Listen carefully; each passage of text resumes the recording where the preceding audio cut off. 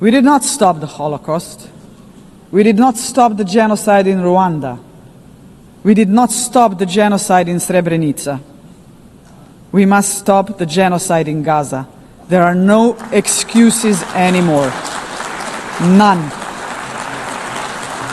Ladies and gentlemen, thank you very much. The Assembly will hear an address by Her Excellency Nataša Musar, the President of the Republic of Slovenia. I request protocol to escort Her Excellency and invite her to address the Assembly. Madam President, please accept my warmest congratulations on your election at this historic 80th anniversary of the United Nations. Your election underscores the vital importance of including women in the decision-making process. Ladies and gentlemen, Excellencies, in 1945, the end of the Second World War was greeted with celebrations, and hopes were placed in a new era of peace and cooperation, embodied by the creation of the United Nations. However, those hopes were soon overshadowed by the onset of the Cold War. When it ended in 1991, we once again dared to believe that this would pave the way to the vision of lasting peace, security and cooperation as enshrined in the UN Charter. Sadly, that vision has not materialized. In fact, the situation has worsened, and here is why. Firstly, the Security Council, envisioned as the very pillar of collective security, is failing to meet the expectations of the world, if it ever has. The Permanent Five were supposed to be role models for the rest of the world working for peace. Some work in their own interests instead. Secondly, the promise of the Sustainable Development Goals is faltering. Progress is lagging, and with cuts in development assistance, millions of the world's poorest are pushed further away from the access to even the most basic services. Thirdly, international law appears to stand at the precipice of irrelevance. The independence of elected international judges, the integrity of human rights institutions, personal security of human rights defenders, and the authority of this organization are under siege. Fourthly, the Genocide Convention risks becoming a relic of the past. Some states have put the International Criminal Court to its greatest challenge ever. Its prosecutors, whose only duty is the pursuit of justice, and its judges, whose responsibility is to uphold the law, our international law, now face sanctions and intimidation. As if the states that sanction them would prefer to shield the alleged perpetrators of atrocities rather than confront the truth and help deliver justice. Fifthly, the landmark opinion of the International Court of Justice affirming that international law obliges states to prevent harming the climate already feels obsolete. And finally, states are withdrawing from the Paris Climate Agreement, from the Ottawa Treaty, and from the UN agencies, or simply cutting their finances. Each such act chips away at the support for multilateralism, a system designed not for the powerful few, but for the benefit of all of us.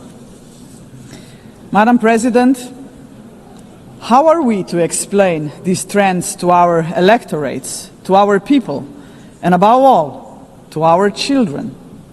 Shall we tell them that this is the new normal, that might makes right, that the strong may seize what they want, because they can, that they can kill with impunity, because they can, that they may pollute, wage wars, and trample on international law, just because they can? Are we prepared to look our children in the eyes and say, "This is the world you will inherit and there is nothing we can do about it"? With the adoption of the Pact for the Future last year, we have charted a path toward a stronger, more forward-looking United Nations. But we must now create the conditions to fulfill our commitments. One way forward is to establish a permanent advocacy network to give the Pact unconditional, sustained political support. To this end, I propose the creation of a global forum for the future, an inclusive movement of states committed to multilateralism, mutual respect, and the defense of our shared vision. A movement determined to stand up for the Pact and drive its implementation at every level. As states consider how to implement the Pact for the future, some solutions may be seen as inconvenient today, but in the long run, ladies and gentlemen, they are not optional. They are systemically necessary. The first example is the reform of the Security Council. We all recognize that it is the principal organ entrusted with the maintenance of international peace and security. But what it is not, and must never be, is a body that stands above international law to defend the interests of some at the expense of others. Jus cogens norms must be safeguarded as a matter of principle. If the prohibitions against genocide and crimes against humanity are accepted as jus cogens norms, can any permanent member claim a legitimate veto right in such circumstances? Member states have attempted to address this question through many reform proposals, but with minimal progress. This is why we must dare to go further now. We, the General Assembly, must take a bold step and request an advisory opinion from the International Court of Justice on this very question. Second, we must confront the gap between our words and actions on gender equity. Progress has been made, but far too modestly. Over the past 80 years, 13% of leaders in multilateral organizations have been women. And no woman has ever served as Secretary General of the United Nations. And this, ladies and gentlemen, must change. So, Excellencies, ladies and gentlemen, let us make history. Today, the 80th session of the General Assembly is led by only the 5th woman to hold the presidency. By the end of this session, she would be joined by a Madam Secretary General-elect, a living proof to 4 billion women that even the most impossible job is not beyond their reach. But gender representation is not enough. What we must achieve is actual gender equity because it benefits not only women and girls, but entire societies. True equity requires systemic change, and so women's empowerment must remain at the heart of our global agenda. International organizations must weave a gender perspective into every strand of policy making. And that should be a result of effective participation of women and girls themselves. Electing a Madam Secretary General would be historic, but it must only be the beginning of a much deeper transformation. Madam President, the Pact for the Future sets out clearly what must be done to change our world for the better. I have mentioned only 2 of the many challenges we must confront decisively. But we can only succeed as a community if we accept that there is no future for humanity without a fundamental change. The mandate of the Global Forum for the Future would be to push towards such a change. This is why it must be inclusive. It must not be merely a coalition of countries. It must inspire hundreds of millions of people. For when it comes to human dignity, the constituency of like-minded individuals is vast, diverse, and knows no borders. Human dignity is indivisible. We must fight for it no matter how great the obstacles are. And there are many, we know that. Think of hunger. Time and again, humanity rose across continents to confront the scourge of hunger, to no avail. Worse still, hunger is now being weaponized, turned into a tool of war. We receive reports on a daily basis of how women and children are starved because they are marked as legitimate targets, as enemies. How cruel, how inhumane is that, ladies and gentlemen? We cannot allow this to happen any longer. 40 years ago, musicians stood against hunger. Instead of guns, they, the Band Aid, used music.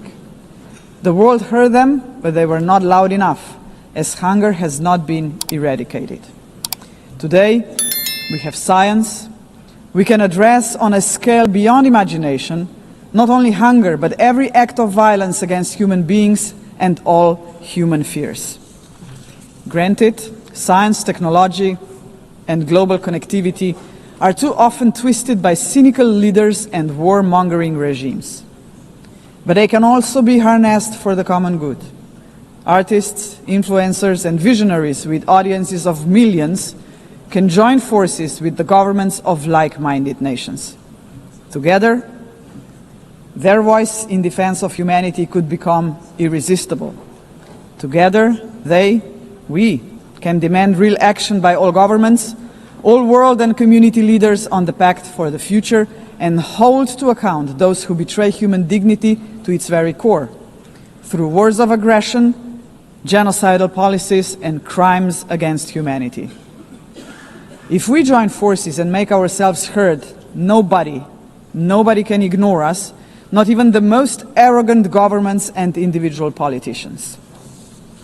Of course, such initiatives cannot emerge out of thin air. They require leadership, strong, inclusive, and fearless leadership. We, the leaders of today, are only transient custodians of power. Some of us may not be here after the next election, but that is precisely why we must act now. Our responsibility and destiny will be judged by how we treat our planet and its people today.